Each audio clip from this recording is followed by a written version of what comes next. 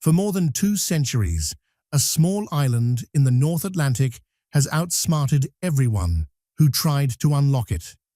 Treasure hunters, engineers, historians, each arrived confident, each left with more questions than answers. Tunnels collapsed, theories failed, and millions were swallowed by the ground itself. Oak Island never explained itself. Until now.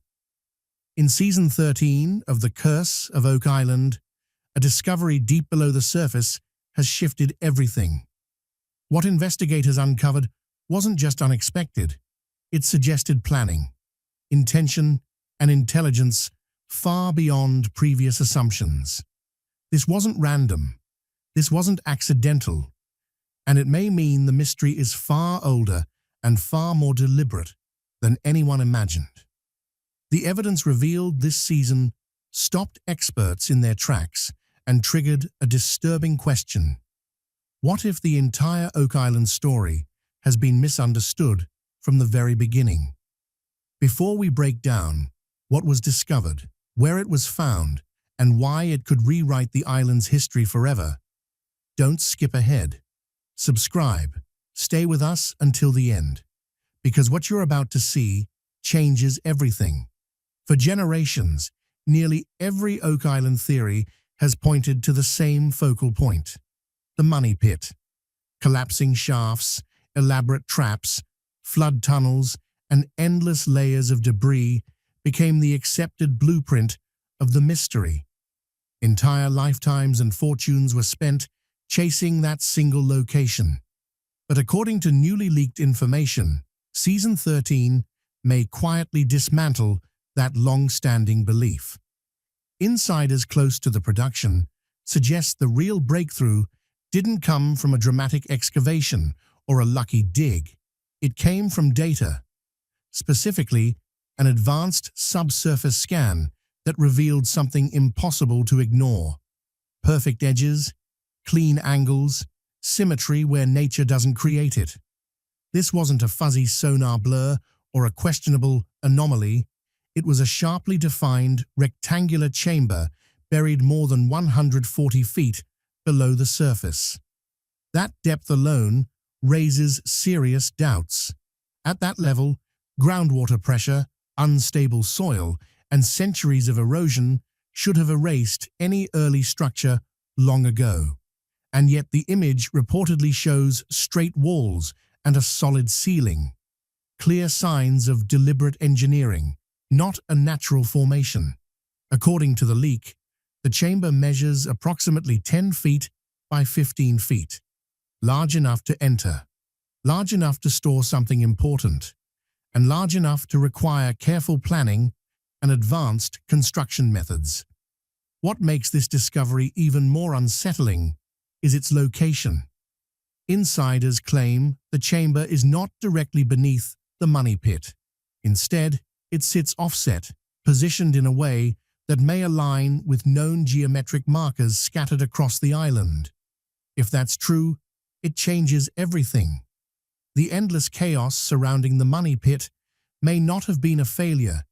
It may have been the point, a carefully designed distraction. Crew members reportedly reacted with disbelief when the scan first appeared, not because it hinted at treasure, but because it suggested something far more disruptive. A preserved chamber means intention, precision, control. It implies that whoever built Oak Island's underground system didn't just hide something, they engineered a deception meant to endure. If these leaks are accurate, then Oak Island's mystery survived not because it was unsolvable, but because everyone was searching exactly where they were meant to. Once the idea of an intact underground chamber gained traction, engineers and historians zeroed in on a single critical question: how is it still standing? At depths exceeding 140 feet, Oak Island is notoriously unstable. The ground is saturated with seawater, riddled with collapse zones, and infamous for pressure-driven flooding. Excavation history proves that again and again. At those depths, soil behaves more like liquid than earth. timber rots, stone fractures. Even modern shafts struggle without constant reinforcement. Yet the leaked data suggests this chamber hasn't collapsed, flooded, or shifted. The walls appear straight, the ceiling intact. That alone separates it from every known structure associated with the money pit. Even more disturbing is the pressure involved. Estimates suggest more than 60 pounds per square inch, pressing inward from all directions, force that would destroy unprotected materials within decades, not centuries. And still, this structure remains unchanged. That realization led analysts toward a troubling conclusion. This chamber wasn't built like the rest of Oak Island's underground features. It wasn't propped up with timber or rough stone. It was engineered to last. Insiders report that scans show a consistent lining along the interior walls, solid, uniform, and resistant to corrosion. Not a temporary solution, but a seamless, protective barrier. That single detail changes the entire narrative. Reinforcement like that suggests foresight. The builders understood groundwater behavior, long-term pressure, and material decay. They weren't guessing. They were planning centuries ahead. This may also explain a puzzle that has confused researchers for decades. While the money pit repeatedly collapsed and refilled with debris, nearby zones showed strange stability patterns that never quite made sense. If a reinforced structure existed just beyond the main excavation area, it would explain why destruction concentrated in one place, while other sections remained untouched. If this chamber truly exists as described, then Oak Island isn't a failed construction riddled with mistakes. It's a controlled system, one designed to punish the wrong approach while silently guarding the real objective elsewhere. And that leads to the most unsettling thought of all. Whoever built this didn't just bury something underground. They anticipated human behavior. They understood how people would search and how to make sure they never succeeded. Once the existence of a preserved chamber was taken seriously, attention shifted to the most dangerous question. What's inside? According to insider leaks, this wasn't speculation based on surface clues or hopeful assumptions. The answer came from density readings embedded directly in the scans. The chamber, measuring roughly 10 by 15 feet, does not appear empty. Data indicates multiple dense objects resting on the floor. Not debris, not collapsed material, but distinct forms with sharp edges and uniform mass. Sources claim at least 3 large rectangular objects were detected, each separate, each producing density signatures far heavier than the surrounding structure. Analysts immediately drew comparisons to sealed containers. Their size, roughly 4 feet long and 2 feet wide, matches historical chests or reinforced boxes once used to transport valuables or sensitive materials. But what truly unsettled researchers wasn't just their shape, it was their weight. The density levels reportedly exceed what would be expected from wood, stone, or standard metal casings. If accurate, this suggests the contents weren't symbolic, ceremonial, or empty placeholders at all. And that's where the story takes a darker turn. These objects aren't incidental or lightweight. They're dense, deliberate, and carefully positioned. For decades, discoveries on Oak Island have been frustratingly fragmented.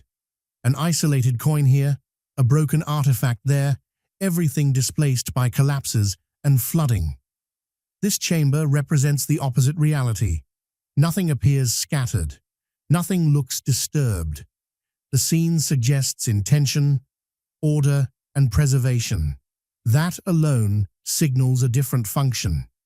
This wasn't a spot where items were casually hidden and forgotten. It was designed as a vault, and vaults are never built to hold worthless material. What deepens the tension is the chamber's condition. There's no indication anyone ever breached it. No signs of tampering, no partial exposure. Whatever lies inside has likely remained exactly as it was placed centuries ago. No looters, no accidental discovery, no gradual decay caused by human interference. Insiders described the crew's reaction not as excitement or celebration, but as restrained disbelief, a quiet understanding that if these objects are real, the Oak Island narrative fundamentally changes. The story shifts from chasing scattered remnants to confronting something complete, intact, and purposeful. This also helps explain the sudden tightening of information, why access appears limited, why production decisions seem to shift without explanation. A sealed chamber containing structured objects isn't just another find, it's a conclusion. And once a conclusion is reached, every theory that came before it is either confirmed or erased. What truly sets this chamber apart from anything ever associated with Oak Island isn't just its depth or potential contents, it's the walls.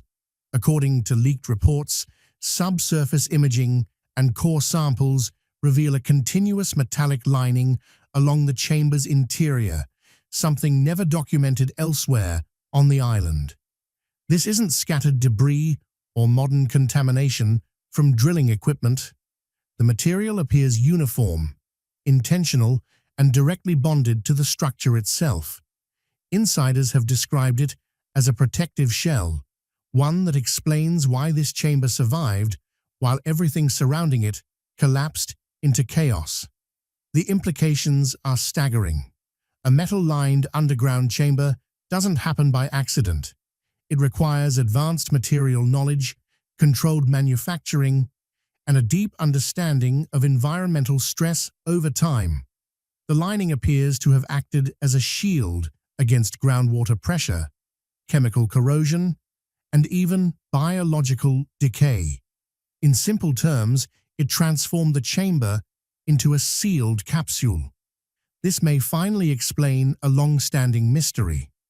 For years, drill cores extracted from nearby areas revealed unexplained metallic traces in the soil, results often dismissed as contamination or analytical noise.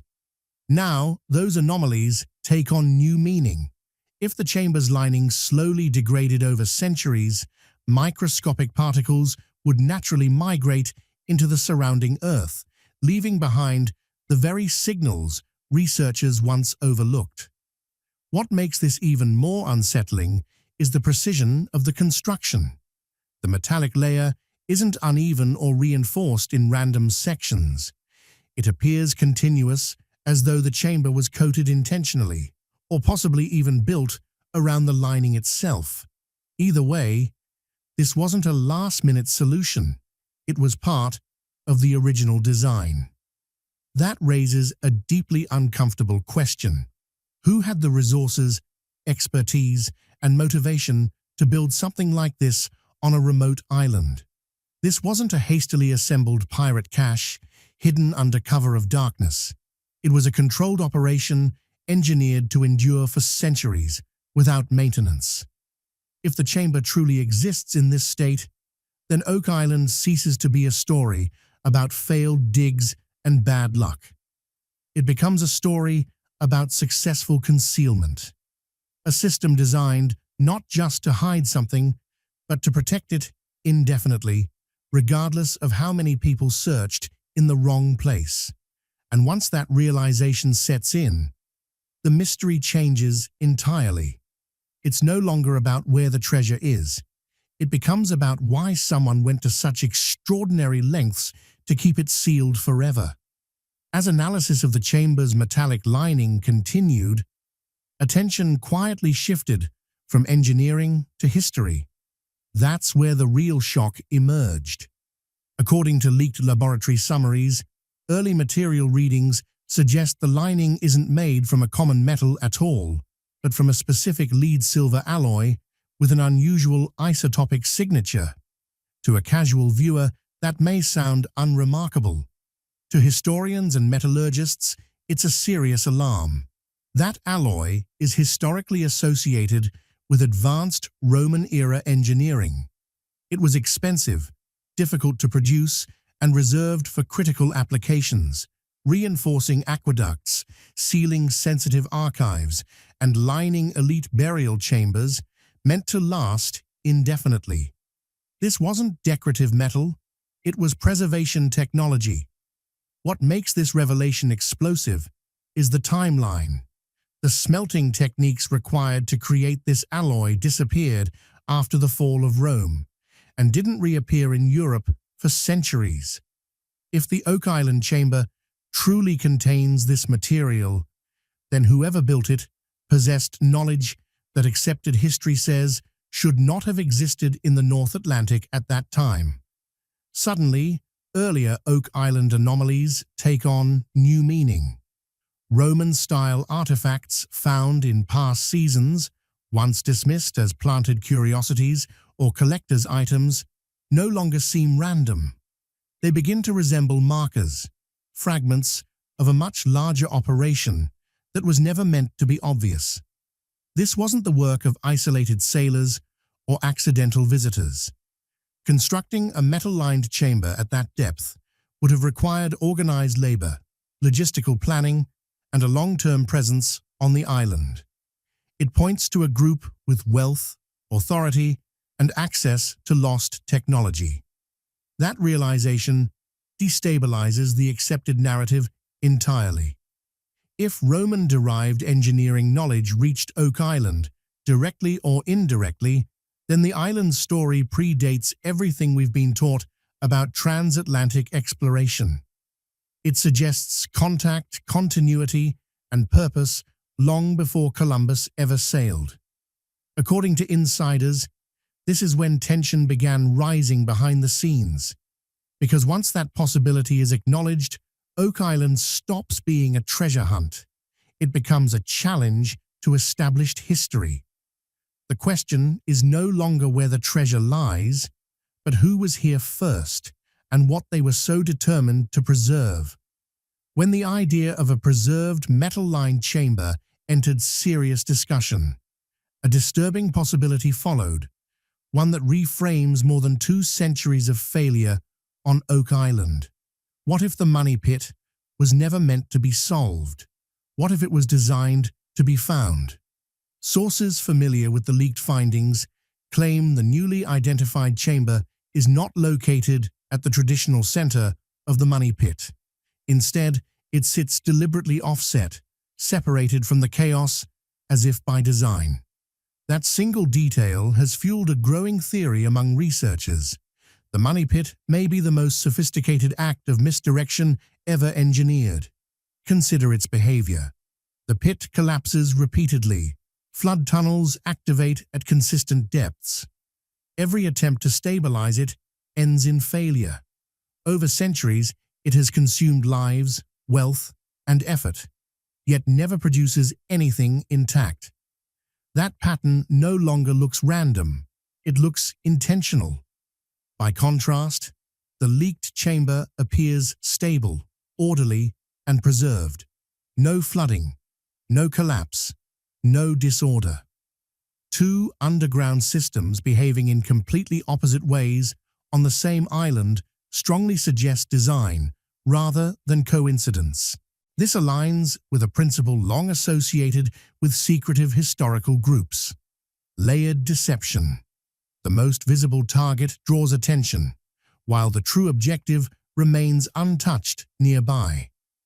The deeper searchers dig in the wrong place, the more convinced they become that failure is inevitable, exactly the outcome a skilled designer would want. Insiders suggest the chamber's placement may even correspond with known geometric patterns on the island, including secondary points linked to Nolan's Cross. If true, Oak Island wasn't built around a single pit, but around a broader blueprint, one that only becomes visible when you stop chasing the trap. This theory explains why generations of searchers felt close, yet never succeeded. They weren't unlucky. They were following the path they were meant to follow. If the money pit was intentionally built as a sacrificial distraction, then the entire Oak Island narrative flips on its head. The flooding systems, repeated collapses, and endless layers of debris weren't mistakes or miscalculations. They were functional elements, designed to exhaust, mislead, and trap anyone focused on the wrong objective. That realization leads to an unsettling conclusion. Whoever designed Oak Island wasn't just trying to conceal something. They were shaping the way future searchers would think, dig, and ultimately fail. Chance discovery was never supposed to be possible.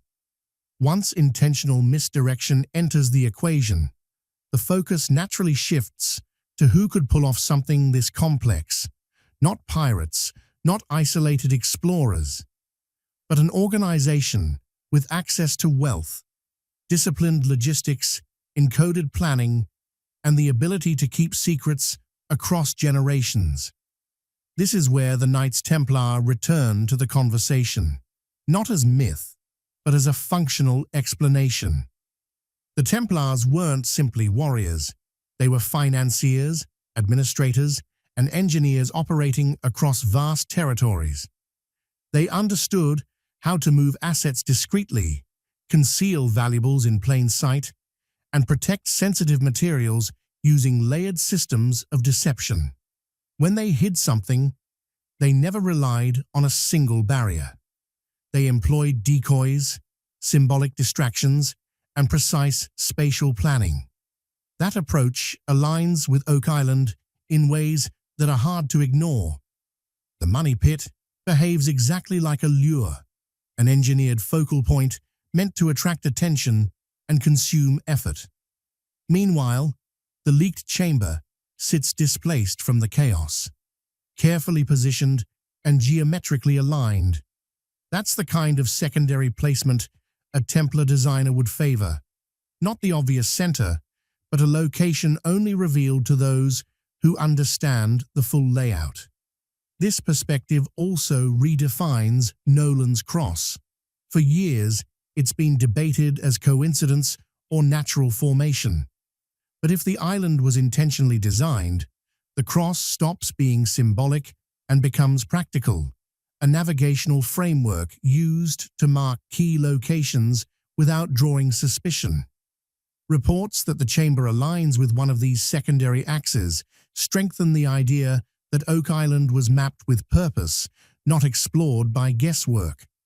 Templar-style secrecy also explains the extreme construction choices: a metal-lined chamber, flooded decoy systems, an environment designed to punish curiosity through frustration and exhaustion. These aren't the decisions of people planning to retrieve buried wealth later. They are the decisions of people protecting something that must never be recovered by the wrong hands. And that leads to the most unsettling question of all. If this was never about gold or riches, then what was so important that it justified centuries of concealment? Thanks for watching.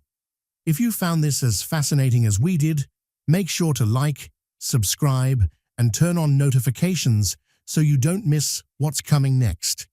The deeper this mystery goes, the more questions it raises, and we're just getting started. We'll see you in the next one.